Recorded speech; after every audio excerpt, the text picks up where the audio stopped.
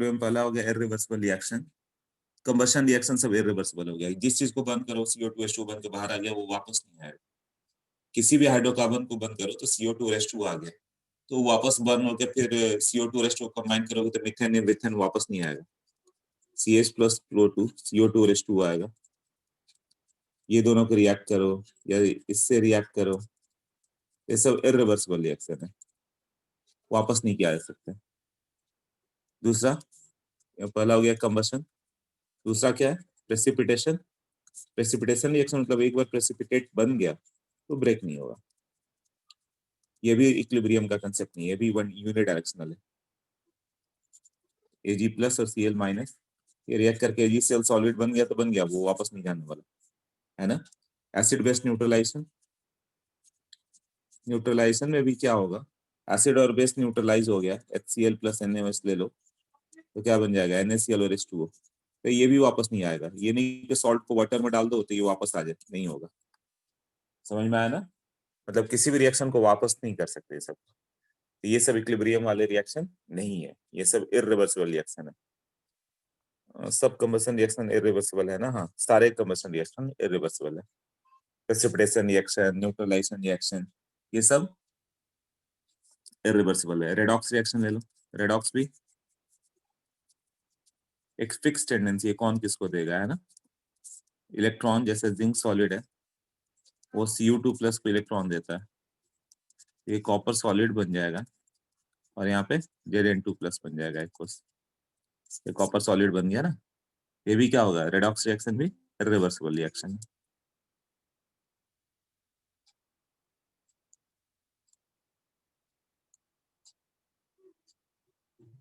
Clear हुआ ना, मतलब उल्टा नहीं हो सकता कि कॉपर जिंक से इलेक्ट्रॉन ले ले। जैसे सोडियम ऑक्सीजन से रिएक्ट करेगा तो सोडियम का ऑक्सीडेशन होगा, राइट, वो क्या बन जाएगा, ये तो फिर कंबशन रिएक्शन हो जाएगा। कंबशन नहीं, किसी और का ले लो, जैसे कि सिल्वर प्लस ये, वो किसी से भी इलेक्ट्रॉन को पुल करता है, कोई भी मेटल हो जाए, वो कॉपर क्यों ना हो जाए, या कॉपर ऑक्सीडाइज होगा सिल्वर रिड्यूस होगा, बट उल्टा नहीं होगा कि सिल्वर से कॉपर इलेक्ट्रॉन लेके जाए, हो ही नहीं सकता। ये सब इरिवर्सिबल रिएक्शन है, तो ये स्टडी में नहीं आता। हम लोग क्या स्टडी करेंगे, रिवर्सिबल रिएक्शन जो रिवर्स होते हैं।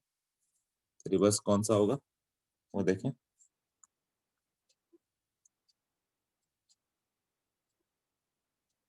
देखो उसमें क्या हो गया, रेडॉक्स इन जनरल, इसको लिखा हुआ है represented by what, single arrow. ये तुम लोग जितना आज तक पढ़े सब इरिवर्सिबल रिएक्शन है, जितना भी आज तक तुम लोगों ने पढ़ा है सारा इरिवर्सिबल रिएक्शन। और इन जनरल इसको ओपन वेसल में करते हैं। नाउ रिवर्सिबल रिएक्शन, यही हम लोग का केमिकल इक्विलिब्रियम का पार्ट है, कि जो रिएक्शन रिवर्स होंगे उसकी स्टडी कर रहे हैं, रिवर्सिबल रिएक्शन। तो इसके लिए पहला कंडीशन तो क्लोज्ड कंटेनर है। ओपन कंटेनर में तो कुछ भी रख दो इरिवर्सिबल होगा, सब बाहर आ जाएगा। क्लोज कंटेनर होगा तो क्या होगा, वो रिवर्सिबल हो सकता है। इसको कैसे रिप्रेजेंट करते हैं, रिप्रेजेंटेड बाई, सब नोट्स में लिखा हुआ जो मैं लिख रहा हूँ इस तरह से, है ना। Example, N2 gas plus 3H2 gas, जो जो केमिकल इक्विलिब्रियम पढ़ोगे क्या बनेगा, 2NH3 गैस। PCl5 गैस, ये gives out PCl3 gas plus Cl2। अब इसको ओपन कंटेनर कर दो तो रिवर्सिबल रहेगा क्या, अरे ना PCl5 बचेगा ना PCl3 ना Cl2, सब बाहर चले जाएंगे, तो रिवर्सिबल कैसे होगा।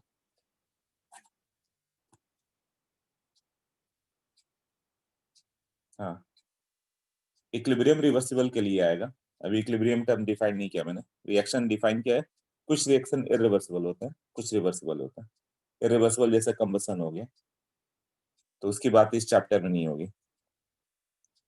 हम लोग रिवर्सिबल रिएक्शन इसमें पढ़ेंगे, ये रिएक्शन सब रिवर्स होगा, इसी में इक्विलिब्रियम आ पाएगा। तो किसी को भी ओपन वेसल में रख दो तो इरिवर्सिबल हो गया। जैसे ओपन वेसल तो CaCO3 सॉलिड, इसको हिट करोगे तो क्या बनेगा, CO solid plus CO2 gas, या तो CO2 बाहर आ जाएगा। बट इसी को क्लोज्ड वेसल डाल दो तो यही रिएक्शन इक्विलिब्रियम में हो जाएगा ऐसे, CaCO3 सॉलिड, सॉरी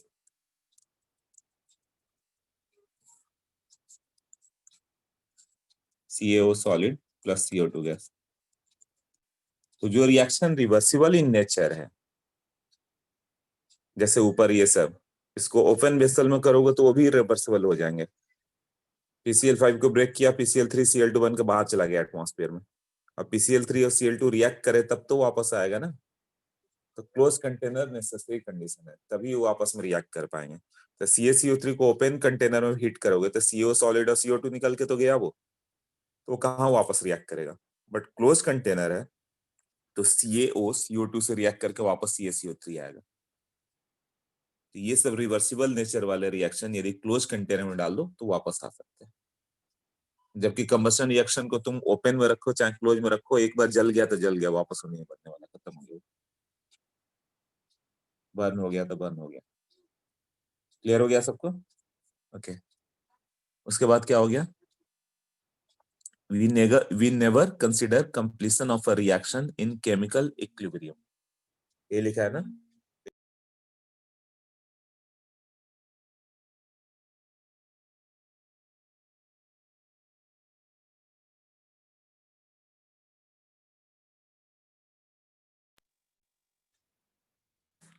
हाँ, CaCO3 हो गया, CO प्लस CO2 बना,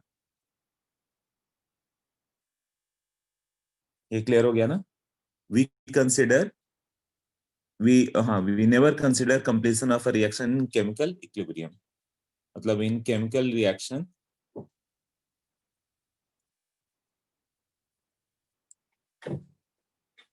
is not complete।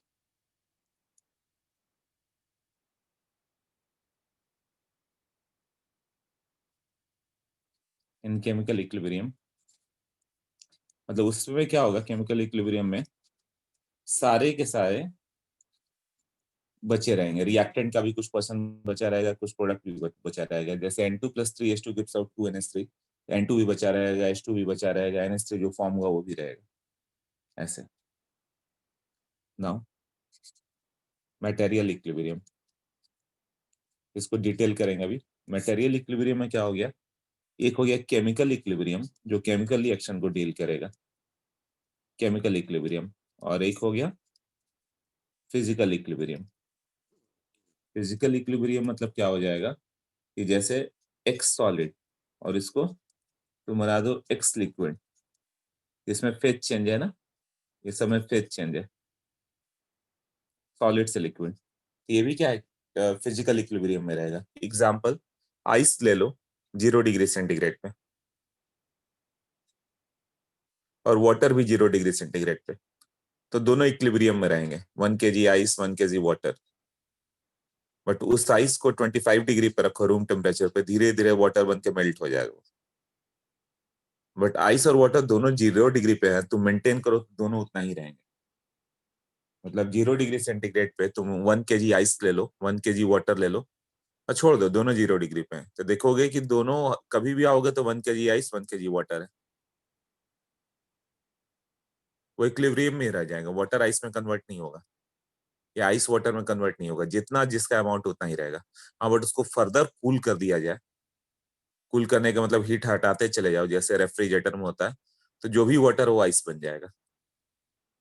या वाटर आइस इक्विलिब्रियम में फर्दर हीट कर दो तो आइस वाटर में बन जाएगा, वाटर का अमाउंट बढ़ते जाएगा, आइस का अमाउंट कम होते जाएगा।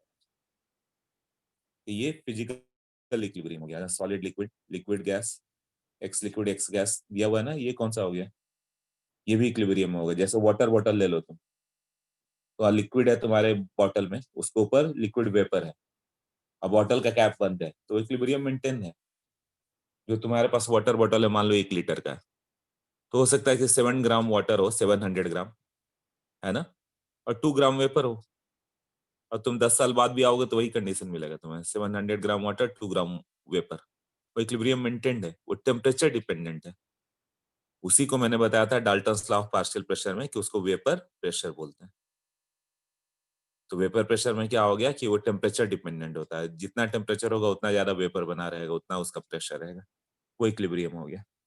और केमिकल इक्विलिब्रियम मतलब क्या हो गया, जिसमें केमिकल चेंज हो रहा है, MgCO3 solid gives out MgO solid plus CO2 gas. ऐसे अभी तक कुछ भी सिग्निफिकेंट नहीं है कि क्वेश्चन यहाँ पर, बट पूछ लेते हैं कंबशन रिएक्शन रिवर्सिबल है कि रिवर्सिबल, छोटा छोटा क्वेश्चन यहीं पे पूछेंगे या बोर्ड्स वगैरह में।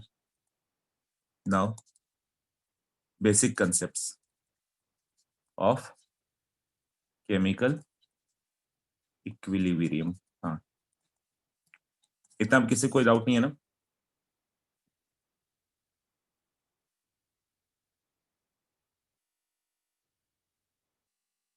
Okay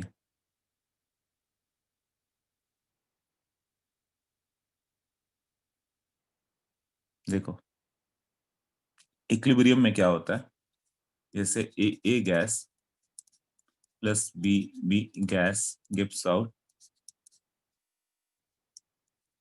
C gas and D gas. ये फॉरवर्ड डायरेक्शन और ये बैकवर्ड डायरेक्शन। तो कभी भी आओगे तो चारों के चारों रहेंगे इक्विलिब्रियम में। हो सकता है कि ए 5 ग्राम है तो 5 ग्राम इक्विलिब्रियम में मिलेगा, सी 2 ग्राम है तो 2 ग्राम ही मिलेगा, बी 7 ग्राम है, डी मान लो 20 ग्राम है। तो जो जितना मास है, कभी भी आ जाओ, कितने ईयर्स के बाद आ जाओ क्लोज कंटेनर में, सबका मास उतना ही मिलेगा। मतलब ये इक्विलिब्रियम में है। बट ये इक्विलिब्रियम डायनेमिक इक्विलिब्रियम होता है। डायनेमिक इक्विलिब्रियम का क्या मतलब हो गया, एक हो गया स्टैटिक इक्विलिब्रियम। मान लो तुम कहीं पे खड़े हो, है ना, तो स्टैटिक इक्विलिब्रियम, कोई आएगा बोलेगा अच्छा तुम एक ही पॉइंट पे हो। और एक हो गया कि एस्केलेटर पे चढ़ जाओ, और जिस स्पीड से एस्केलेटर अप जा रहा है, तुम उसी स्पीड से एस्केलेटर पे डाउन आओ। एस्केलेटर पे तुम डाउन आ रहे हो और एस्केलेटर उसी रेट से अप जा रहा है, तो कोई भी तुम्हें दूर से देखेगा तो बोलेगा कि you are standing over there. But नजदीक जाने पे मालूम चलेगा नहीं, ये तो लगातार प्रोसेस हो रहा है। कैसे प्रोसेस हो रहा है, कि तुम लगातार नीचे की ओर आ रहे हो और उसी स्पीड से एस्केलेटर ऊपर की ओर जा रहा है। तो यही डायनेमिक इक्विलिब्रियम है।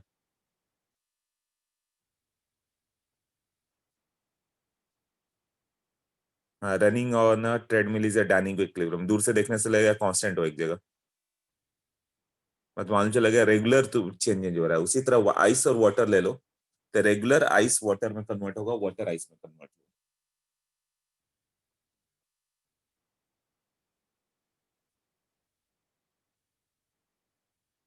हाँ, कई तरह के इक्विलिब्रियम आएगा फिजिकल और केमिकल इक्विलिब्रियम में। तो डायनेमिक का एक नेचर मैंने बताया कि ऐसा होगा। इसमें हो क्या रहा है कि इन केमिकल इक्विलिब्रियम एट इक्विलिब्रियम सबसे इंपॉर्टेंट पॉइंट जो है, रेट इक्वल होगा। कंसंट्रेशन नहीं हो सकता कि ए 5 ग्राम हो सी 1 ग्राम हो, उससे मतलब नहीं है। मास अलग हो सकता है, कंसंट्रेशन अलग होगा, but rate of reaction of forward direction, ये मेन पार्ट है ना, RF will be equal to rate of reaction of backward direction. At equilibrium दोनों का रेट इक्वल होगा, फॉरवर्ड और बैकवर्ड। उसके बाद measurable properties of the system remains constant. मतलब इसका भी रेट वाला पार्ट क्लियर हो गया ना। जैसे आइस और वाटर लोगे, तो यदि 2 ग्राम आइस वाटर में कन्वर्ट हुआ तो 2 ग्राम वाटर आइस में भी कन्वर्ट होगा। यही इक्विलिब्रियम हो गया। जैसे कि यहाँ पे वाटर ले लो और इसमें आइस है, ऐसे आइस एंड वाटर। तो मान लो ये 1 ग्राम इधर से इधर गया, तो 1 ग्राम वापस भी आ रहा है, तो रेट इक्वल रहेगा ना, हमेशा मास इक्वल रहेगा। तो इसका मास M1 M2, M1 हमेशा कांस्टेंट आएगा और M2 भी हमेशा कांस्टेंट आएगा। दूसरा, फर्स्ट पॉइंट। सेकंड पॉइंट क्या है, measurable properties of the system remains constant। measurable properties of the system, जो जो तुम प्रॉपर्टी मेजर कर सकते हो। जैसे मैंने मास बोला, तुम कुछ और मेजर कर सकते हो, तो जैसे आइस का वॉल्यूम मेजर कर लो, आइस का वॉल्यूम इतना है तो उतना ही दिखेगा, आइस का वॉल्यूम नहीं चेंज करेगा। Measurable properties of the system remains constant. जैसे कोई गैस है, तुमने उसका प्रेशर मेजर कर लिया, उसका प्रेशर थ्रू आउट उतना ही रहेगा। ये क्या क्या होगा, मोल्स, टेम्परेचर, प्रेशर, ये सब।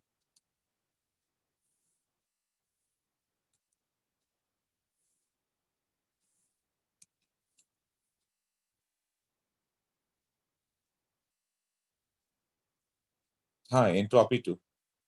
इक्विलिब्रियम पे डेल्टा एस जीरो हो जाता है, मतलब डेल्टा एस डेल्टा जी वो रुक जाएगा वहीं पे,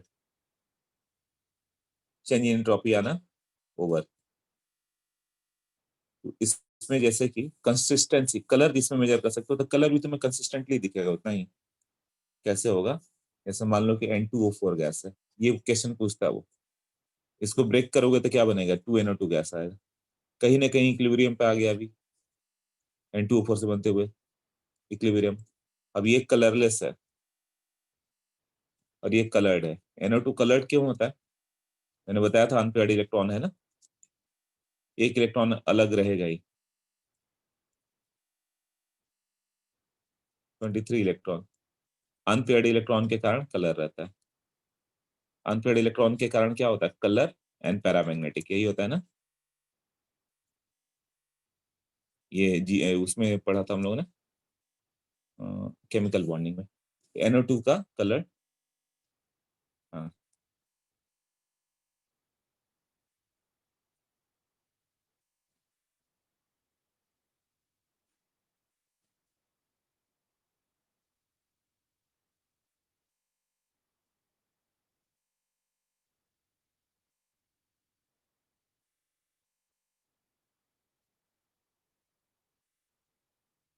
अब इसका कलर आता कैसे, ये ब्राउन कलर है।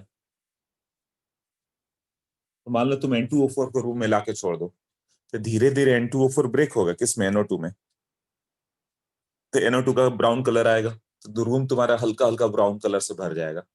N2O2 तो कलरलेस होता है, नहीं दिखता है, बट NO2 डालो तो ब्राउन कलर से रूम भरते जाएगा, धीरे धीरे N2O4 ब्रेक होते जाएगा, NO2 बढ़ते जाएगा, एक सर्टेन समय के बाद इक्विलिब्रियम आ जाएगा। N2O4 मान लो 100 ग्राम होना चाहिए और NO2 50 ग्राम इक्विलिब्रियम पे, तो उतना ही रहेगा, 100 या और 50, या दोनों 50-50 ग्राम होना चाहिए, तो 50-50 ही रहेगा, है ना।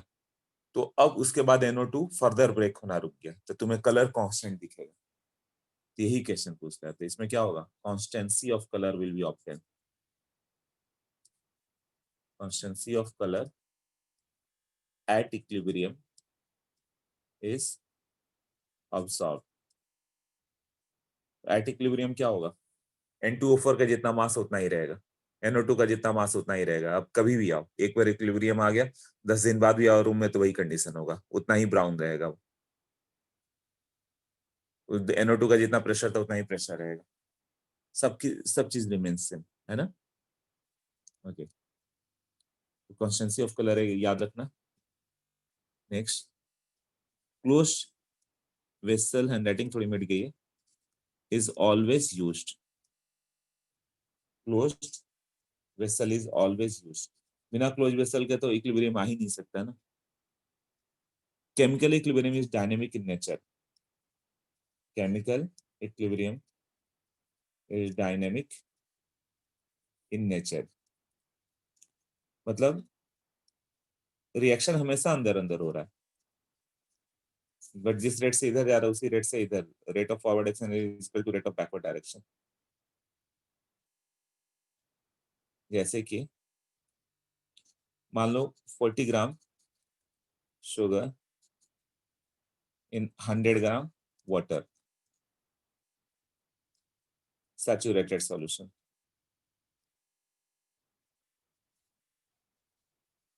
सैचुरेटेड सॉल्यूशन मतलब क्लियर हुआ ना, मतलब वो 40 ग्राम से ज्यादा लेगा नहीं, तो कितना भी शुगर डालते जाओ। अब 40 ग्राम से तुमने कम डाला, 36 ग्राम है, तो वो फिर शुगर एब्जॉर्ब करेगा, वो डिजोल्व कर सकते हो, बट 100 ग्राम में 40 ग्राम से ज्यादा नहीं जा रहा। तो जब तुमने 42 ग्राम डाल दिया, तो क्या होगा, यहाँ 10 ग्राम शुगर है और यहाँ 40 ग्राम डिजोल्व हो गया, और 10 ग्राम अनडिजोल्व हो गया। हाँ ये सेटल करेगा ना, बट ये दोनों इक्विलिब्रियम में रहेंगे, डिजॉल्व शुगर और अनडिजॉल्व शुगर। कैसे मालूम चलेगा? मतलब जो शुगर 10 ग्राम लिया ना वो जाएगा, वो डिजॉल्व होगा, डिजॉल्व वाला प्रेसिपिटेट होगा। If 50 gram sugar is added, NCERT में एक्सप्लेन किया कि कैसे मालूम चला। उसने क्या किया गया ना कि 40 ग्राम के बाद नहीं ले रहा था, तो फिर रेडियो एक्टिव शुगर लिया गया। रेडियो एक्टिव का क्या काम होता है? मतलब C12H22O11 क्या है? शुगर है। अब जो C12 वाला था उसके जगह C14 को ले लिया गया, मतलब कि वो रेडियो एक्टिविटी जहां से भी एलिमिनेट होगा मालूम चलेगा, ये ले लिया गया रेडियो एक्टिव शुगर। तो रेडियो एक्टिव शुगर है,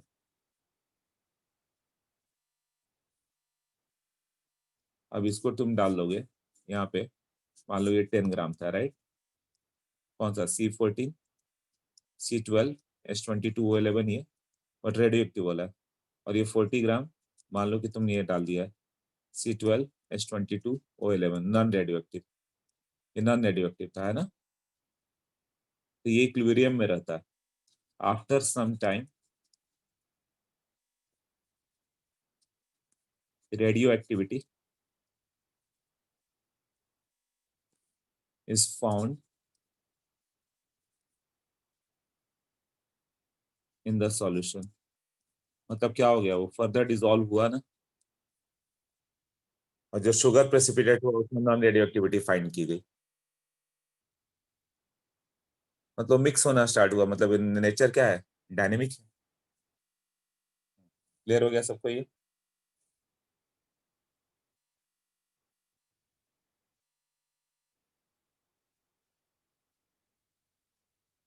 C12H22O11 ये एज इट इज पड़ा रहेगा, एक मॉलिक्यूल है। मतलब जो रेडियो एक्टिव शुगर डाल दिया गया, तो थोड़े समय बाद मालूम चलेगा कि पूरा जो शुगर का मॉलिक्यूल है, एक शुगर का मॉलिक्यूल दूसरा शुगर का मॉलिक्यूल से अटैच रहता है, वो ब्रेक हो गया बॉन्ड, और वो वाटर में चारों ओर मूव कर रहा है। तो रेडियो एक्टिविटी इज फाउंड, उसका भी फर्दर ये देखोगे बायोमोलिक्यूल्स में, फर्दर वाटर से रिएक्ट करता है तो ग्लूकोज और फ्रुक्टोज दो पार्ट में ब्रेक हो जाता है वो। तो वो सब रेडियो एक्टिविटी मिलने लगा। मतलब जो शुगर जो नीचे डाला गया था रेडियो एक्टिव, वो डिजोल्व हुआ। डिजोल्व हुआ मतलब कि इक्विलिब्रियम डायनेमिक है। अनडिजॉल्व शुगर और डिजॉल्व शुगर में इक्विलिब्रियम रहता है। डिजॉल्व वाला शुगर प्रेसिपिटेट होता है, और जो शुगर एक्स्ट्रा डाला वो डिजॉल्व होता है।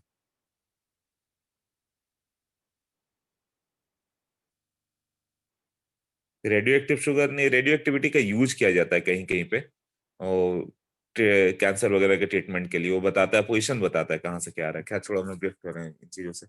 Sugar crystal settle at the bottom, तो हाँ ये क्लियर हो गया ना सबको? तो इसमें भी क्या हो गया, अब एक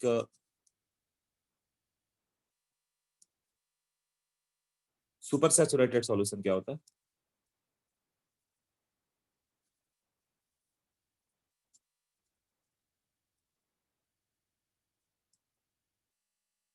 वाटर को हीट करो, हाँ हीट करने पर डिजोल्व होता है, राइट?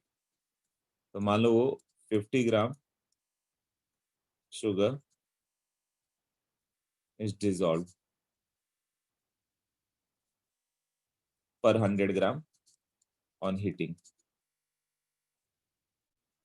सपोज, ऐसा सपोज कर लो कि तुमने हीट किया, तो चाशनी ऐसे बनाते हैं, सबको मालूम चला होगा कि कोई भी स्वीट मेकर होता है तो चाशनी बनाता है वो, है ना?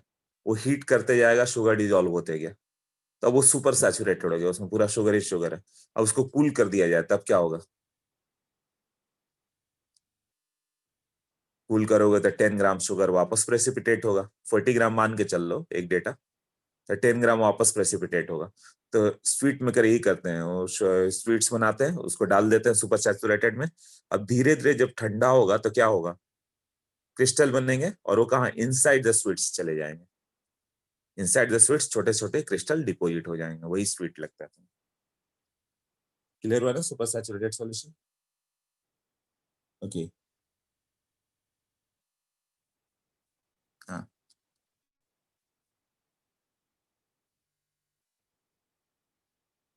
ठीक है। साइंस ऑफ मिठाई, चलो अच्छा हुआ जान गए नहीं। सब देखो उसके बाद क्या है, proof chemical equation has dynamic nature. D लिया गया, एच लिया, डी लिया, आइसोटोप लिया हुआ है ना, हाइड्रोजन ड्यूटेरियम आइसोटोप से। N2H2NH3 लिया गया, और उधर N2D2ND3 है, ये दोनों इक्विलिब्रियम पे है, उसको मिक्स कर दिया गया। हाँ, तो N2H2 और ये जो था, ये दोनों को मिक्स कर रहे होगे, तो तुम्हें क्या क्या मिल रहा है वहां पे? H2 के जगह HD मिल जा रहा है, NH2 मिल रहा है, NH2D मिल रहा है। तो इससे मालूम चल रहा है कि वो डायनेमिक इन नेचर हो गया। वो सब आपस में मिक्स हो जा रहे हैं ना। इधर कौन कौन सा था?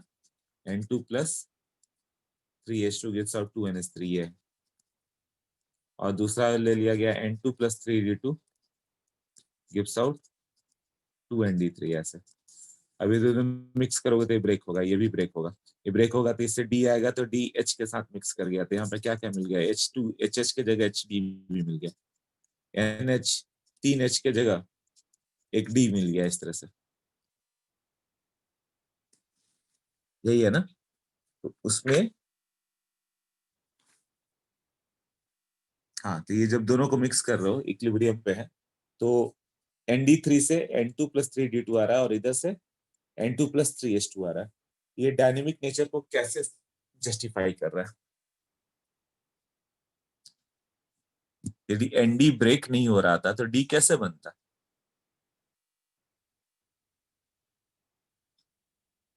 या NH जो आ रहा है वो ब्रेक होकर वापस N2H2 आ रहा होगा, तभी तो इधर कंबाइन किया है ना। इसीलिए रिएक्शन रेगुलर चल रहा है। डायनेमिक इन नेचर मतलब हो गया वही, rate of forward action equal to rate of backward direction. Okay, एक और रोल दिया है कैटालिस्ट। कैटालिस्ट क्या करेगा? वो दोनों का रिएक्शन का रेट बढ़ा देगा, बट इक्विलिब्रियम पे कोई फर्क नहीं पड़ेगा कैटालिस्ट का। हाँ अनुष्का बोलो, बताओ। आपने अभी जो एग्जांपल दिया वो उसमें मतलब वो मुझे समझ में नहीं आया। वो रिएक्शन फॉरवर्ड से बैकवर्ड, बैकवर्ड से फॉरवर्ड आ रहा है, ये नहीं कि NH3 बन गया फिक्स रह गया, ND3 ओके। बना फिक्स रह गया। ND3 वापस टूट रहा है, तभी तो रिएक्ट कर रहा है ना दूसरे से। हाँ। हाँ, मतलब वो वापस ब्रेक हुआ है N2 और D2 में, तभी वो आपस में रिएक्ट कर रहे हैं ना। मतलब ओके। फॉरवर्ड जा रहा है कुछ रिएक्शन तक, कुछ बैकवर्ड भी आ रहा है। क्या अवॉइड ओके। करो, इस पॉइंट को अवॉइड करो, प्रॉब्लम नहीं। थैंक यू ये सर। मेन पॉइंट सब आने वाले हैं जिससे क्वेश्चन आएंगे। ओके, कैटलिस्ट क्या करेगा? Increases RF and RB both, दोनों का रेट बढ़ाएगा, याद रखना, forward direction as well as backward direction. उसका आगे जाके देखेंगे हम लोग चार्ट क्या होता है कि ये विदाउट कैटालाइज्ड है, और कैटालिस्ट क्या करेगा? पाथ ही छोटा कर देगा। ये कैटालाइज्ड है, तो एक्टिवेशन एनर्जी का क्या होगा? दोनों के लिए एक्टिवेशन एनर्जी कम हो गया ना। रिएक्शन फॉरवर्ड से बैकवर्ड जा रहा, तो उसकी भी बैरियर छोटी हो गई, इधर से इधर रिएक्टेंट से बैकवर्ड भी जा रहा है और बैकवर्ड से फॉरवर्ड ही आ रहा है। मतलब एक चेयर है, चेयर पे तुम इधर से इधर जंप कर रहे हो, फॉरवर्ड डायरेक्शन, इधर से इधर आ रहे हो बैकवर्ड डायरेक्शन, बट इसका लेवल ही कट कर दिया जाए, कैटालिस्ट यही को कट कर दे रहा है, तो दोनों के लिए इजी हो गया ना, तुम इधर से इधर जाओ या इधर से इधर आओ, ये लेवल हटा दिया है, तो ये एक्टिवेशन एनर्जी कम हो जाएगा, तो रेट दोनों को फास्ट होगा। तो इक्विलिब्रियम इज अटेंड फास्ट, तो कोई भी कैटालिस्ट दोगे तो क्या करेगा? रेट को फास्ट कर देगा जिससे इक्विलिब्रियम हो, बट उसके उस पर कोई इफेक्ट नहीं आएगा। एक्टिवेशन एनर्जी बताया था ना थर्मोडायनेमिक्स में, ये वाला पार्ट, ये जो बैरियर एक्टिवेशन एनर्जी है, और ये डेल्टा एच है, ऐसे था। ये रिएक्टेंट, ये प्रोडक्ट, ये हो गया एक्टिवेशन एनर्जी, कितना एक्टिवेट करना है, और ये हो गया डेल्टा एच, जो ओवरऑल हीट आता है। हाँ, तो ये एक्टिवेशन एनर्जी था, तो उस बैरियर को ही कट कर देगा। उसको चेयर वाले एग्जांपल से समझा करो, जो मैंने बताया ना, चेयर है ऐसे, अब मैंने बोला इधर से इधर जंप करो तो सब जंप कर रहे हैं, राइट। ये फॉरवर्ड एक्शन हो गया। बैकवर्ड में बोला कि इधर से इधर आओ, तो ये थोड़ा सा बड़ा पड़ गया, बट ये बैरियर कट कर दिया जाए तो क्या होगा? दोनों रिएक्शन फास्ट हो जाएगा ना, इधर से इधर जाना भी चाहिए, इधर से इधर भी जाना ही चाहिए। वैसे केमिकल काइनेटिक्स एक चैप्टर है जहाँ एक्टिवेशन एनर्जी डिटेल में करना है, यहाँ केवल बस जान जाना है कि ये एनर्जी ऑफ एक्टिवेशन है। ओके, तो क्या लिखा हुआ? RF RB दोनों को करता है at the same extent, addition of catalyst, 2 times 10 to the minus 3 joules per capacity, in the presence और प्रेजेंस ऑफ कैटालिस्ट क्या करता है, more chance of the equilibrium completion in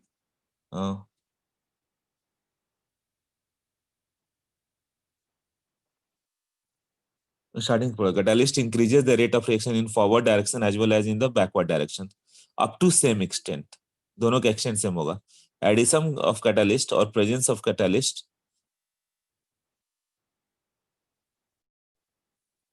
catalyst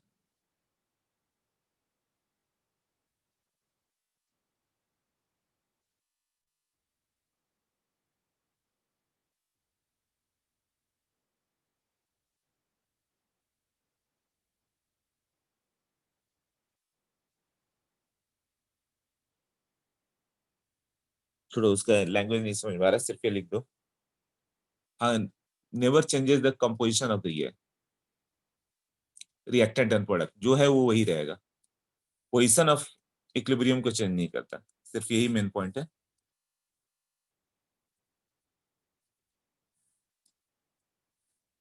equilibrium is attained fast,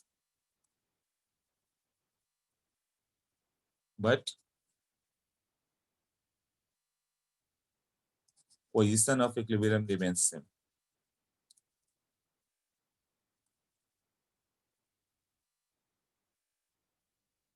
मतलब जितना reactant बनने वाला था उतना ही बनेगा, जितना प्रोडक्ट बनने वाला था उतना ही था. इसको डालने से ना रिएक्टेंट बढ़ जाएगा ना प्रोडक्ट बन जाएगा. हाँ, मान लो कि इक्विलिब्रियम पे रिएक्टेंट 2 ग्राम रहने वाला है, प्रोडक्ट 10 ग्राम रहने वाला, तो तुम कैटालिस्ट डालोगे तो 10 घंटे की जगह 2 घंटे में इक्विलिब्रियम पाएगा, बट रहेगा अमाउंट वही 2 ग्राम और 10 ग्राम. ओके, इसको अभी करना है और डिटेल में. नेक्स्ट, हाँ, डेल्टा जी क्या होगा एट इक्विलिब्रियम. तुम्हें एनर्जी मिलेगी क्या? गिब्स फ्री एनर्जी नहीं, जीरो हो जाएगा. एनर्जी मिलनी बंद होगी. डेल्टा जी क्या है? Maximum obtainable work. कहां से वर्क करोगे? जैसे बैटरी का कंसेप्ट हो गया, जिंक प्लस Cu2 प्लस. यहाँ जिंक क्या करता है ना कि इसको इलेक्ट्रॉन देता है, राइट? तो क्या बन जाता है? Zn2 प्लस और कॉपर. वो जिंक कॉपर को इलेक्ट्रॉन देता है, हम लोग क्या करते हैं बीच में बल्ब वगैरह जला लेते हैं इसी से. समझ में आया ना?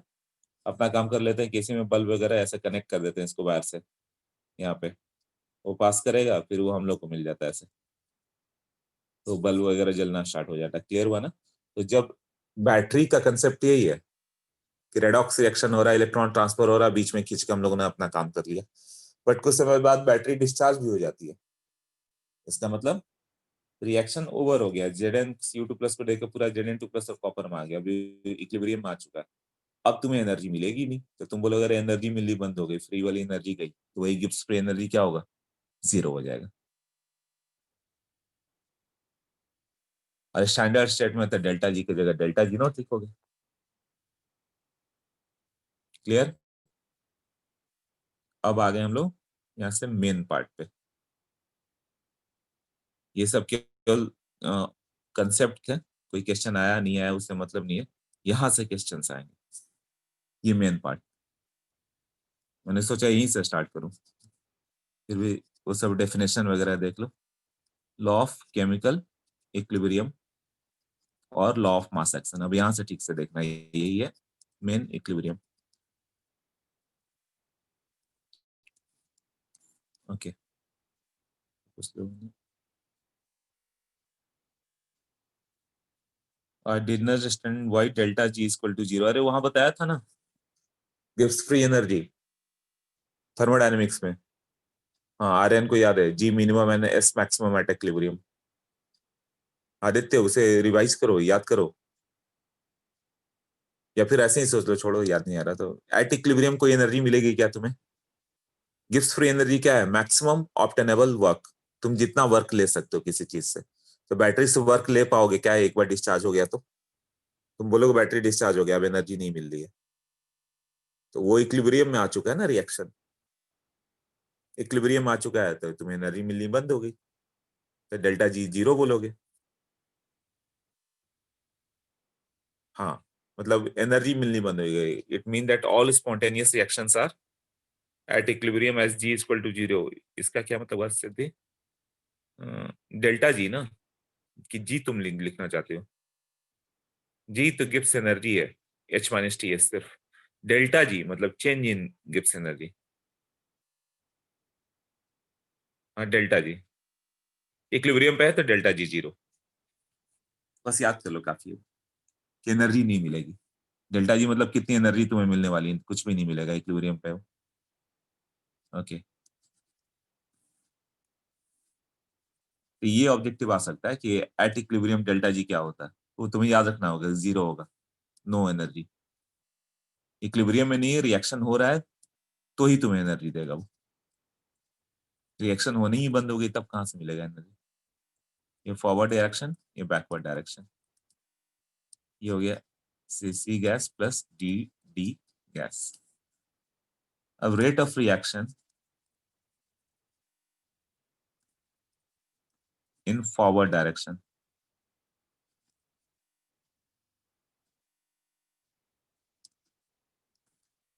Are F is proportional to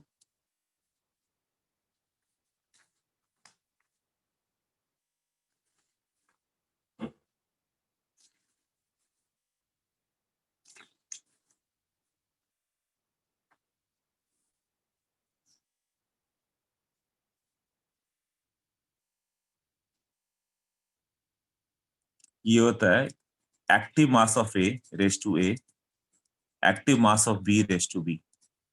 ये लॉ ऑफ मास एक्शन है। ए क्या होता है, active mass of A,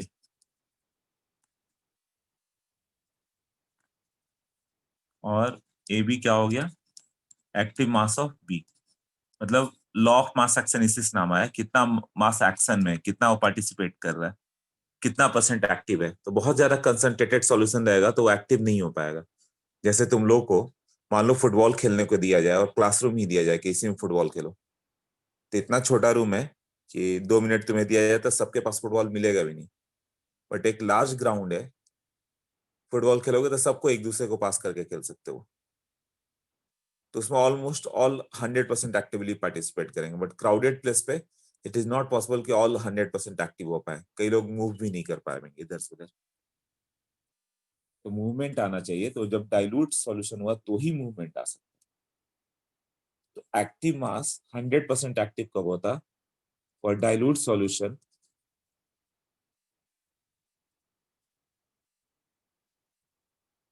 active mass का वैल्यू कंसंट्रेशन हो जाता है।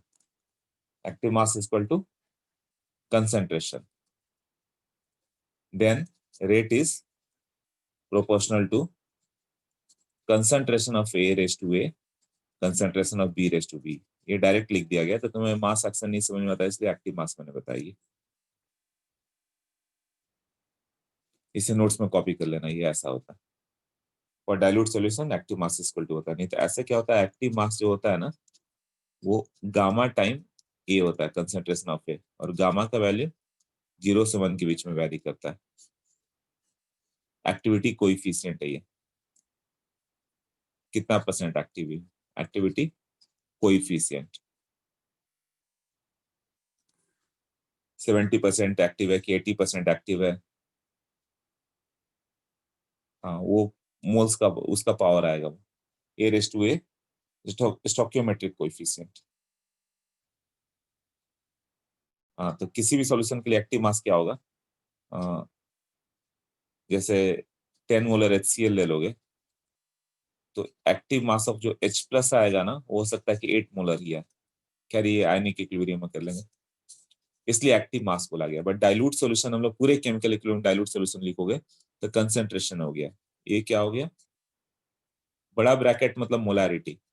अब मोलालिटी नहीं चलेगा कहीं भी, केमिस्ट्री में आगे जितना भी होगा सब मोलारिटी, मोल्स पर लीटर, और ये कंसेंट्रेशन ऑफ बी।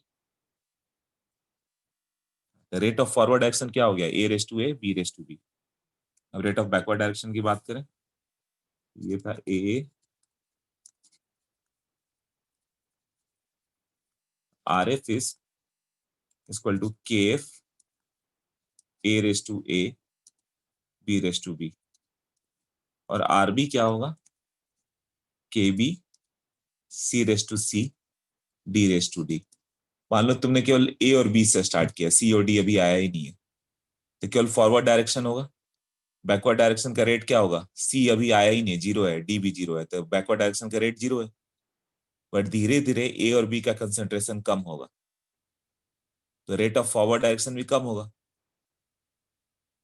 और C और D का कंसंट्रेशन बढ़ेगा, तो रेट ऑफ बैकवर्ड डायरेक्शन का कंसंट्रेशन भी बढ़ते जाएगा। और एक ऐसा समय आएगा जब rate of forward direction will be equal to rate of backward direction, उस समय इक्विलिब्रियम आ जाएगा। तो at equilibrium RF is equal to RB, उससे पहले नहीं। यहाँ KF KB क्या हो गया?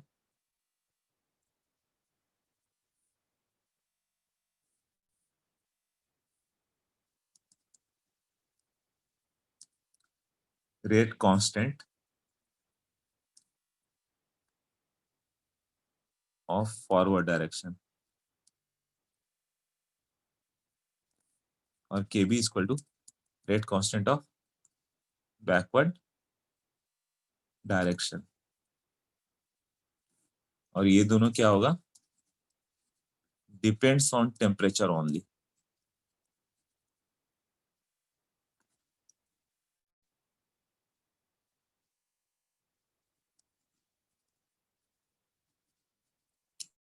Depends upon temperature and catalyst.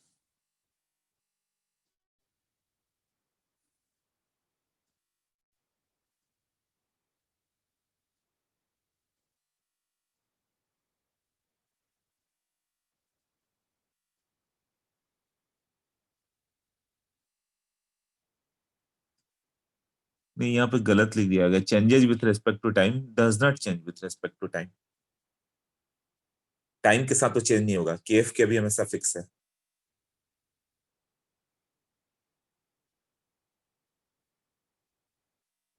वो क्या होगा KF? अच्छा, KF के भी ये हम लोग पढ़ेंगे detail in chemical kinetics. KVPI के लिए जो पढ़ रहे होंगे उनको ये पढ़ना पड़ेगा चैप्टर, उसमें केमिकल काइनेटिक्स में KF और KB के बारे में।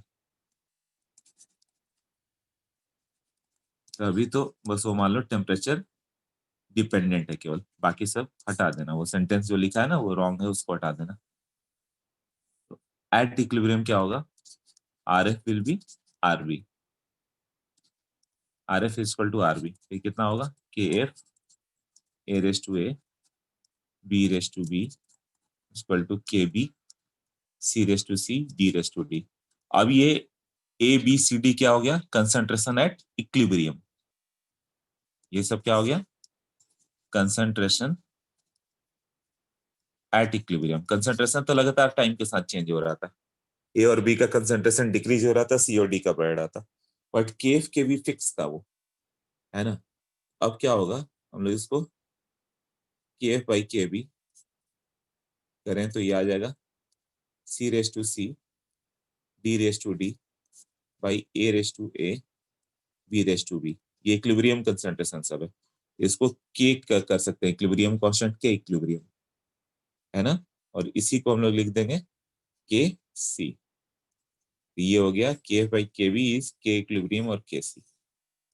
इससे नॉर्मल क्वेश्चन आएगा कि ABCD इक्विलिब्रियम कंसंट्रेशन दिया है तो K इक्विलिब्रियम निकाल लो, या KC दिया हो तो इक्विलिब्रियम कंसंट्रेशन निकालो। सबसे इजी क्वेश्चन यही है, आएगा भी, सबसे इजी है और आराम से होता भी है। देखो कैसे। KC क्या हो गया? C क्यों? कंसंट्रेशन के टर्म में, equilibrium constant in terms of concentration. In terms of pressure भी आएगा तो उसको KP लिखेंगे हम लोग। तो KC का जो वैल्यू हो गया C⁻C D⁻D by A⁻A B⁻B। अब ये क्या होगा? डिपेंड्स ऑन टेम्परेचर ओनली, क्योंकि तक KF/KB का रेशियो है। क्यों? वो केमिकल काइनेटिक्स में देखेंगे, बस याद रखना ये चेंज नहीं होगा। ये बहुत इंपॉर्टेंट पॉइंट है, आईटी में बार बार पूछता है वो। कंसंट्रेशन बढ़ा देंगे KC पे क्या फर्क पड़ेगा? ये तो PV इक्वल टू K हो गया। प्रेशर बढ़ा दोगे तो PV K क्यों चेंज होगा?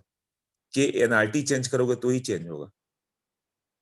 Boyle's law, PV equal to K था ना, तो के जब एनआरटी चेंज होगा, एन आर और टी तो ही चेंज होगा, नहीं तो प्रेशर बढ़ाओ कोई फर्क नहीं पड़ता। तो यहाँ भी कंसंट्रेशन कुछ भी बढ़ा दिया जाए एबीसीडी, केसी पे फर्क नहीं पड़ेगा, वो फिक्स है।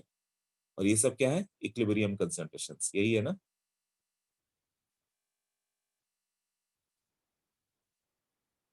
एबीसीडी क्या है? Equilibrium concentrations. अब क्वेश्चन दे दे H2 gas plus I2 gas gives out 2HI gas है। Kc का वैल्यू है 49, T इक्वल टू 0 पे इसका 1 मोल दे दिया गया, इसका 1 मोल दे दिया गया, ये 0 था। तो what will be the equilibrium concentration?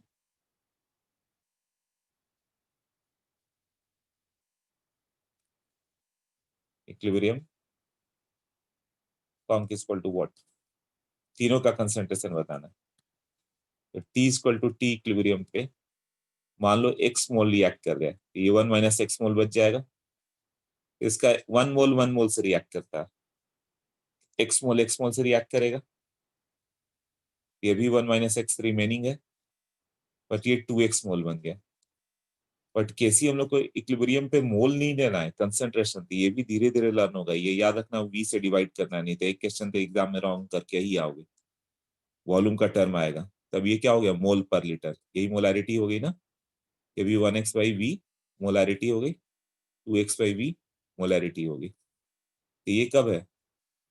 T equal to T equilibrium पे ही है ना।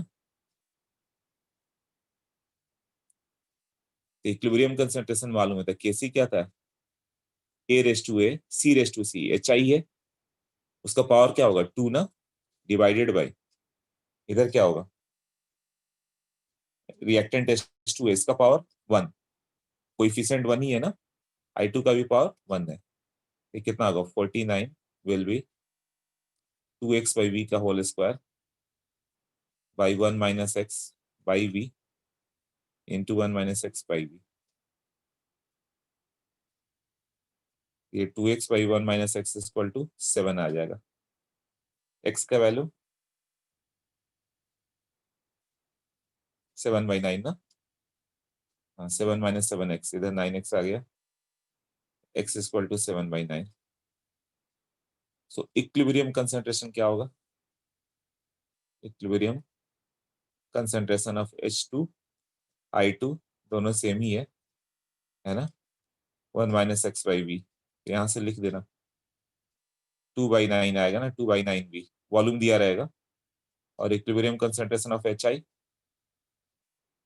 कितना होगा? 2x है ना, 2x बाई, x कितना है? 7/9 ना, तो 14/9 भी ऐसा कुछ होगा। ये सबसे बेसिक क्वेश्चन है, हर जगह यही रहेगा, सोच लो। ये मेन पार्ट पे हम लोग जो आते रहता है, 2x कैसे हो गया? ओके, H2 का 1 मोल I2 का 1 मोल से रिएक्ट करेगा, 1 मोल से रिएक्ट करके उसका 2 मोल बनेगा, 2HI है ना, x mole of H2 reacts with x mole of I2 to form 2x mole of HI. Okay, understood.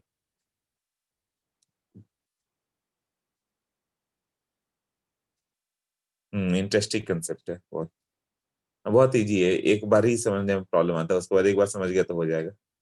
हाँ, एबीसीडी रिएक्टेंट है। वी से डिवाइड क्यों किया था? क्योंकि हम लोग का कंसंट्रेशन चाहिए, मोलारिटी, वो क्या होता है? मोल पर लीटर ना,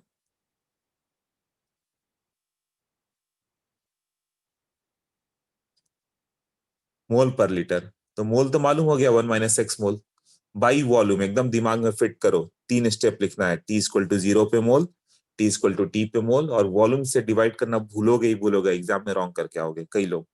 याद रखना, वॉल्यूम से डिवाइड करना है तो कंसंट्रेशन आता है, तब कर पाओगे। ओके, एक और क्वेश्चन करके बता दो मुझे।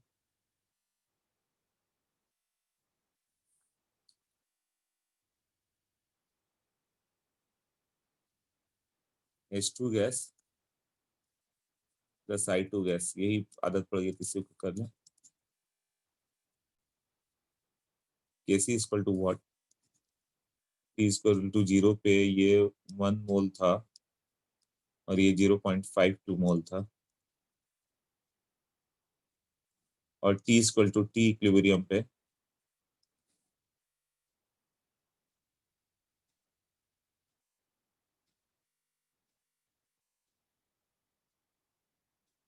या मोल पर लीटर ही ले लो, कंसेंट्रेशन ही ले लो, ये तो 0 होगा।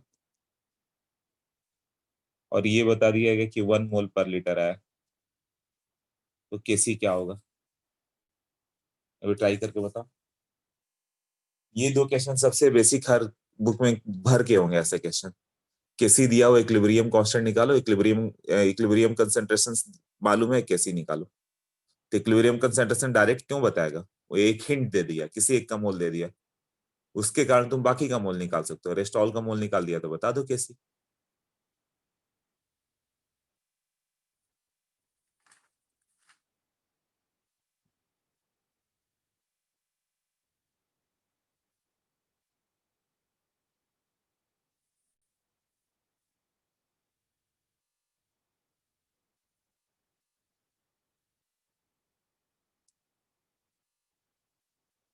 वॉल्यूम ऑफ द कंटेनर है वो, वी से जो डिवाइड करो that is volume of the container. एक ही कंटेनर में सब होंगे ना, एक वेसल में। 100 आ रहा है, ओके आंसर देखता हूँ। सो हम 100, okay.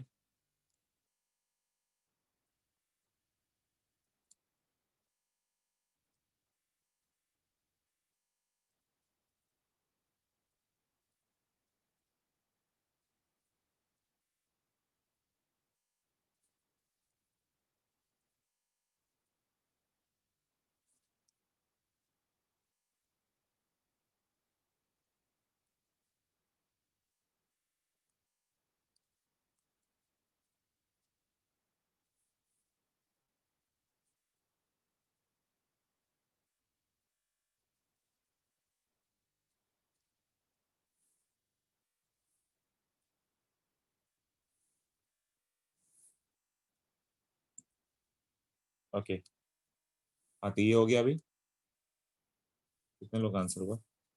8 of you have answered. किसने आंसर? सोहम, अक्षत, भार्गव, आर्यन। सोहम, तुमने सोहम पाठक 2500 बोला है, अच्छा हो भी सकता है। 100,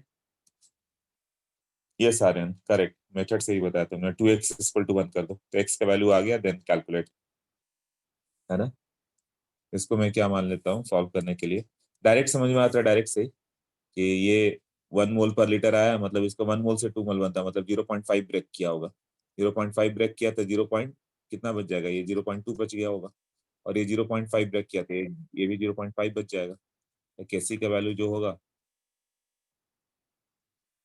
1 का स्क्वायर बाई 0.5 का पावर 1 एंड 0.2 का भी पावर 1।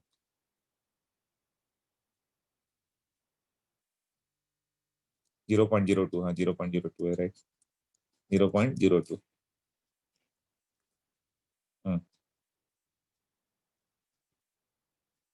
ये डायरेक्ट समझ में आता नहीं तो फिर ऐसा लिख लेना, इसको कर देना कि एट इक्विलिब्रियम, यदि केमिकल इक्वेशन स्ट्रांग है तो तुम तो डायरेक्ट ऐसे लिख दोगे, नहीं मालूम है तो फिर ये करना 1 - x 1 - x, ये 2x, फिर 2x को 1 पुट करना, x मालूम चल जाएगा 1/2। सॉरी ये 0.52 था ना, 0.52 माइनस एक्स था ये भी कितना बच जाएगा? x इतना आ गया तो ये बच गया 0.02, और ये आ जाएगा 1 - x 0.5, और ये 1 मोल था। तो बस इक्विलिब्रियम कंसंट्रेशन मोल कंसेप्ट यूज करके ले आना है तुम्हें। क्लियर हुआ सबको? उसको 1 - x ले लो, इसको 0.52 - x ले लो, इसको 2x ले लो।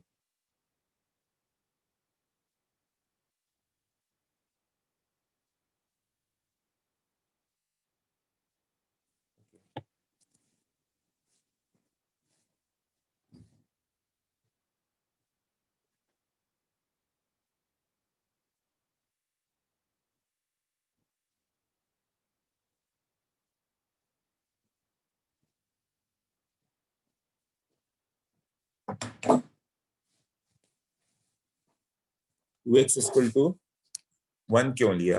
वो दिया हुआ था कि HI एट इक्विलिब्रियम 1 मोल पर लीटर है। HI गिवन है कि 1 मोल पर लीटर है एट इक्विलिब्रियम, है ना? तो तुमने इक्विलिब्रियम, अच्छा ठीक से बता देता, इसमें डाउट आ रहा है।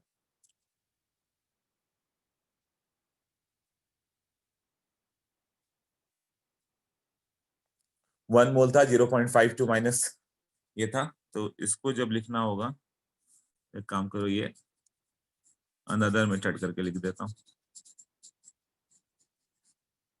एक तो ये तुम्हें मालूम चल रहा है कि 2 मोल मतलब 1 मोल पर लीटर एट इक्विलिब्रियम, ये दिया हुआ है।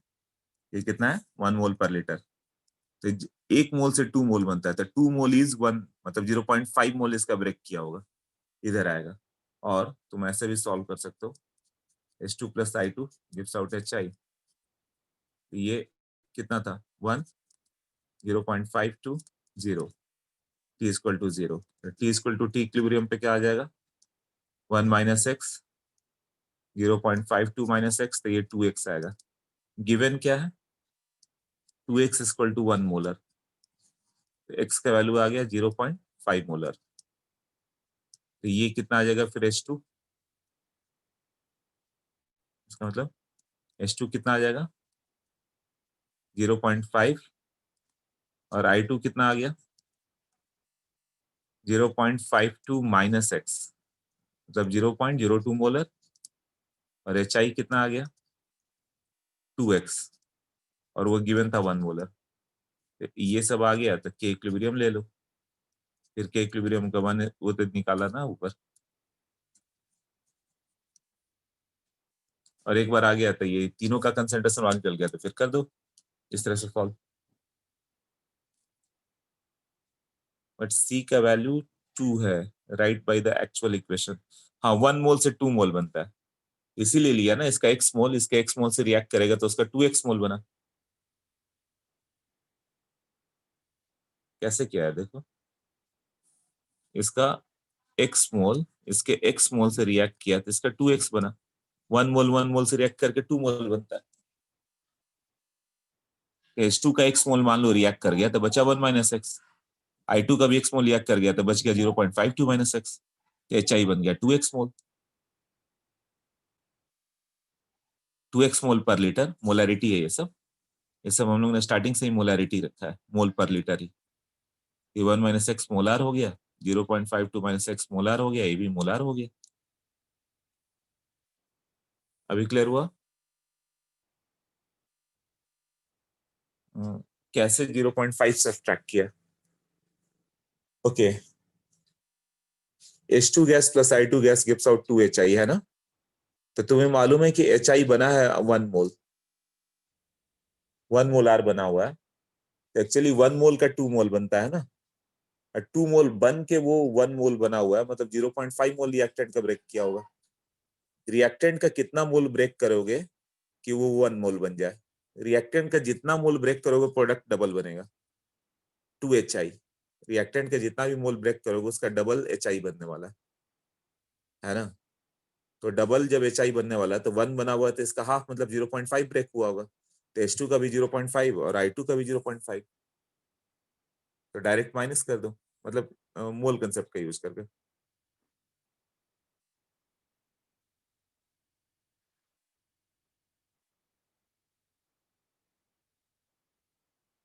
नहीं, मोल कंसेप्ट ही, हाँ मोल कंसेप्ट का ही पार्ट है। कंसेंट्रेशन टर्म्स, कंसेंट्रेशन टर्म क्या, मोल के जैसे मोल तोड़ते हो वैसे मोल पर लीटर तोड़ोगे, क्या फर्क पड़ता है?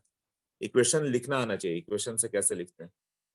मोल कंसेप्ट आना चाहिए कि इसका 1 मोल इसके 2 मोल से रिएक्ट किया तो इसका 3 मोल बना, वो सब यहाँ पे लिखने आना चाहिए।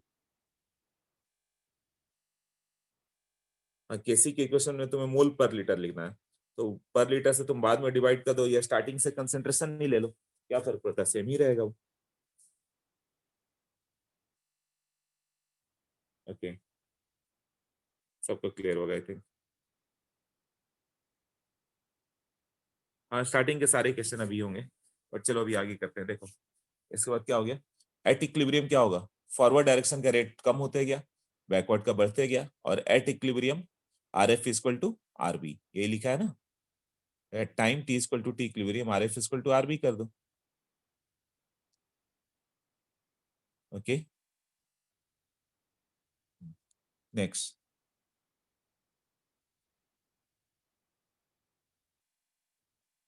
ये काइनेटिक्स का एक पार्ट दिया वो, उसे छोड़ दो, जो वहां पे नोट्स में दिया हुआ है ना, वो काइनेटिक्स में करेंगे।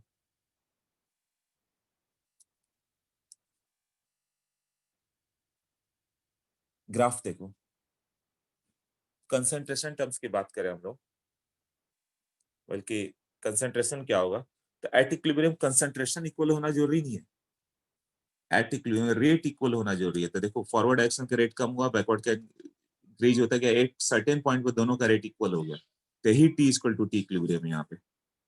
ओके, बट कंसंट्रेशन के टर्म में क्या होगा, कंसंट्रेशन जब कांस्टेंट हो जाए तो हम लोग इक्विलिब्रियम बोलेंगे। जैसे रिएक्टेंट आते आते यहाँ पे ऐसे कांस्टेंट हो गया, इस पॉइंट के बाद कंसिस्टेंसी दिख रहा है ना, ये कांस्टेंट हो गया तो सारे कांस्टेंट हो जाएंगे। इसमें मान लो बी प्रोडक्ट है, वो हो सकता है कांस्टेंट हो जाए, ये मान लो रिएक्टेंट था, ये कंसंट्रेशन है, प्रोडक्ट है, तो कब आएगा ये T equal to T equilibrium में, ये कंसंट्रेशन, ये टाइम। अब ये हो सकता है कि रिएक्टेंट का कंसंट्रेशन ऊपर ही रह जाए, प्रोडक्ट से कम रह जाए, ज्यादा रह जाए, वो मतलब नहीं है। एट इक्विलिब्रियम क्या होगा, कंसंट्रेशन का एक फिक्स कंसंट्रेशन, रिएक्टेंट का कंसंट्रेशन मान लो 2 मोलर पर लीटर आ चुका है, उसके बाद चेंज नहीं हो रहा है, तो वो इक्विलिब्रियम टाइम है। प्रोडक्ट भी एक सर्टेन समय पाकर रुक गया, वो इक्विलिब्रियम टाइम है। वो कम ज्यादा हो सकता है कि रिएक्टेंट ऐसे कम पे चला जाए, इस तरह से हो सकता है कि प्रोडक्ट ऐसे कहीं, कुछ भी नहीं होता, रिएक्टेंट ऐसे आते हुए इस तरह से चला गया, अब प्रोडक्ट भी ऐसे जाते हुए ऐसे चला गया, ये हम लोग का टी इक्विलिब्रियम हो गया, जहां पे वो फिक्स हो गया। हो सकता है ये प्रोडक्ट हो, ये रिएक्टेंट हो, तो मैटर ये नहीं कि कंसंट्रेशन किसका ज्यादा है किसका कम है, हाँ कहाँ के बाद एक स्ट्रेट लाइन मिलना हो गया, कहाँ के बाद ये कांस्टेंट आ गया, ऐसा क्लियर ना, ऐसे मान के चलो।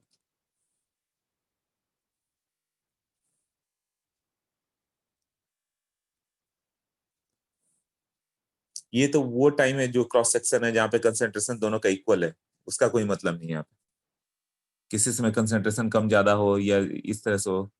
देखो ग्राफ में वही दिया है कि रिएक्टेंट का लेवल हो सकता है कि ऊपर हो, प्रोडक्ट हाइयर हो, या दोनों एक जैसा हो जाए, या ऊपर नीचे हो जाए, कोई कहीं भी चल जाए, उससे मतलब नहीं है। हाँ कब एक फिक्स कंसंट्रेशन आना स्टार्ट हो गया, उसको इक्विलिब्रियम बोलेंगे। ये पॉइंट क्लियर हुआ ग्राफ का। और graph important in chemical reaction, सब जो भी मैं पढ़ा रहा हूँ इंपॉर्टेंट है, जो ग्रे एरिया होता है मैं बोल देता हूँ कि ये ग्रे एरिया है, नेग्लेक्ट करो। ओके, अब जैसे 2HI gives out H2 gas plus I2 gas, ऐसे दिया हुआ। इनिशियल कंसंट्रेशन मतलब कंसंट्रेशन ही लिख के चलो, मोल और फिर वॉल्यूम से डिवाइड नहीं करना, कंसंट्रेशन ही ये था, ये 0 0 था।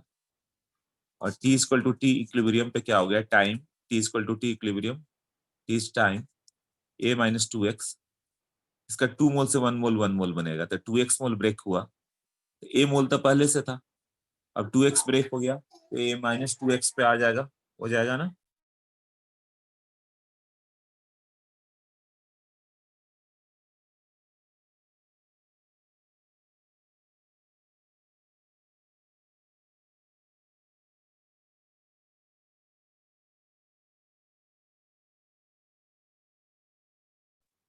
ओके, y एक्सिस क्या है ना, कंसंट्रेशन, और x एक्सिस टाइम, तो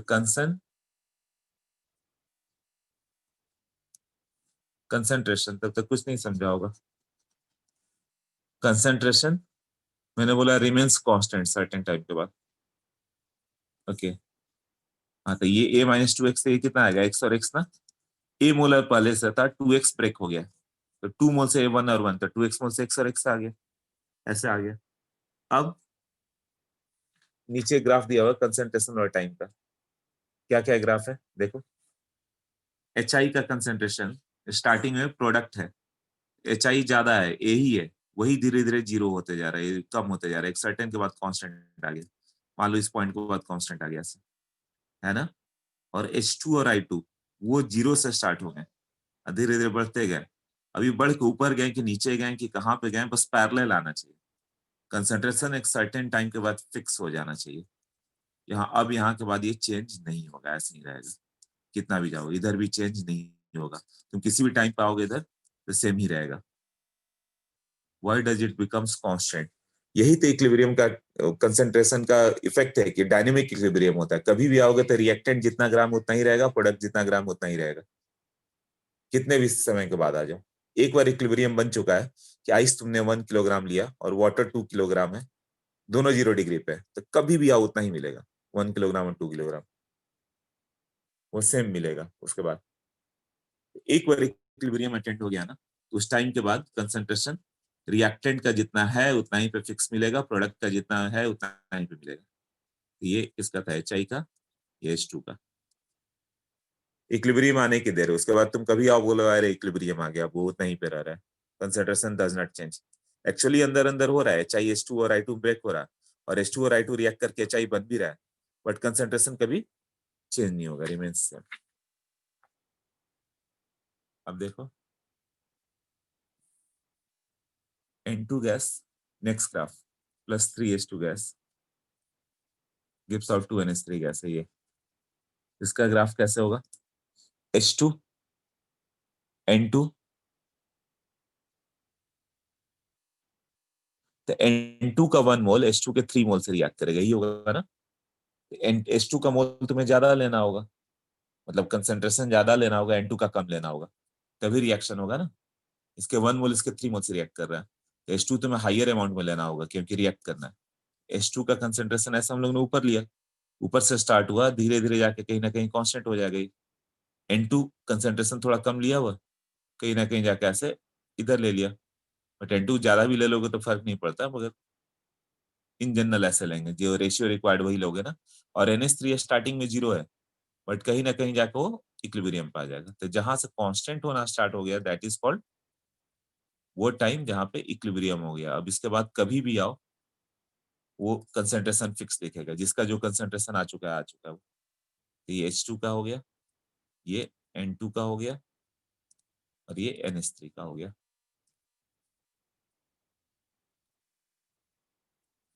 ये क्लियर हो गया। एक क्वेश्चन दिया हुआ है, 2SO3 gives out 2SO2 plus O2, initially मान लो 1 और 0 0,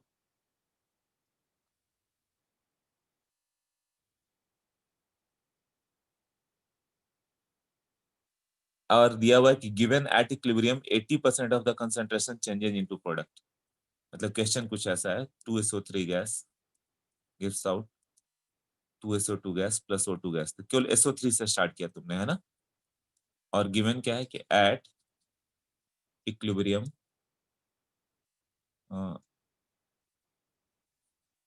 80% SO3 रिएक्ट्स,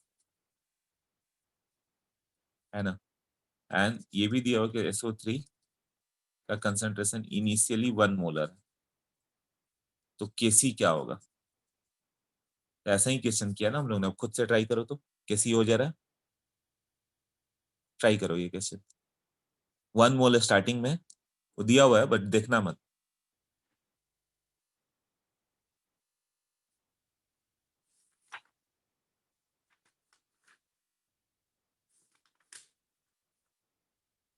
अभी केसी केपी के एक्स तीनों मुझे बताना है, 10 मिनट और टाइम लगेगा लेक्चर में, तब तुम पूरा सॉल्व करके आ सकते हो।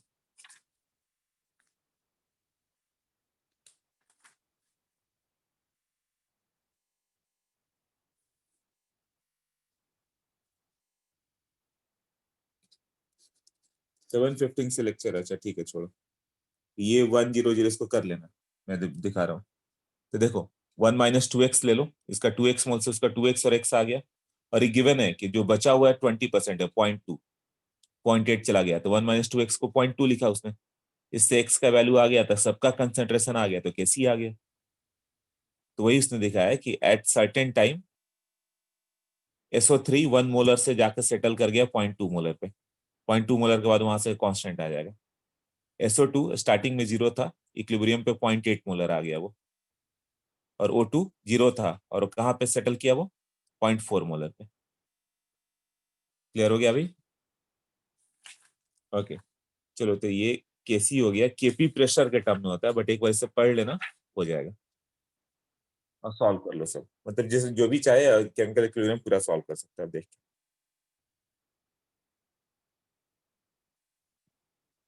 O2 SO2 प्लस O2 था ना, हाँ तो 2x मोल SO3 का ब्रेक होगा तो SO2 का 2x मोल ही बनेगा और O2 का x मोल, मोल कंसेप्ट 2 मोल से 2 मोल SO2 और 1 मोल O2, यही है ना।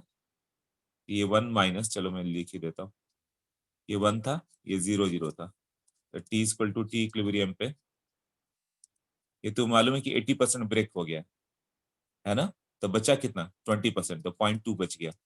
इसका 0.8 मोल ब्रेक होगा तो कितना होगा, 2 मोल का 2 मोल, तो 0.8 मोल का 0.8 मोल, यही होगा ना। और 2 मोल से ये 1 मोल, तो 0.8 मोल से 0.4 मोल, आ गया सबका कंसेंट्रेशन। तो O2 0 से 0.4 पे जाकर सेटल हो गया। O2 यहाँ 0 से स्टार्ट हुआ और कहाँ पे जाकर सेटल हो गया, यहाँ पे, ये 0.4 मोलर, इसके बाद फिक्स रहेगा वो कभी भी आओ। SO2 कितना से स्टार्ट हुआ, 0 से स्टार्ट हुआ, अब 0.8 पे जाकर सेटल हुआ, ऐसे जाएगा यहाँ से, वो 0.8 पे सेटल हो गया, उसके बाद फिक्स नहीं हो रहा।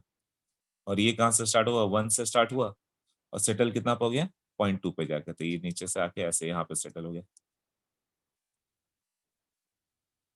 बट तीनों एक ही टाइम पे सेटल होंगे, वही इक्विलिब्रियम टाइम होगा ना, T equal to T equilibrium. 0.8 and 0.4 वाला समझा दूं, 0.8 0.4 80% रिएक्ट कर गया, तो एक मोल में 80% रिएक्ट कर गया तो बचा कितना 20%, 0.2 मोल। SO3 0.8 मोल ब्रेक हो गया, तो मोल कंसेप्ट यूज करो, 2 मोल SO3 से 2 मोल SO2 बना, तो 0.8 मोल SO3 ब्रेक होगा तो 0.8 मोल ही SO2 बनेगा। और 2 मोल SO3 से 1 मोल O2 बनता है, तो 2 का 1 बनता है ना, आधा आधा हो रहा है उसका हाफ, तो 0.8 मोल से 0.4 मोल बनेगा।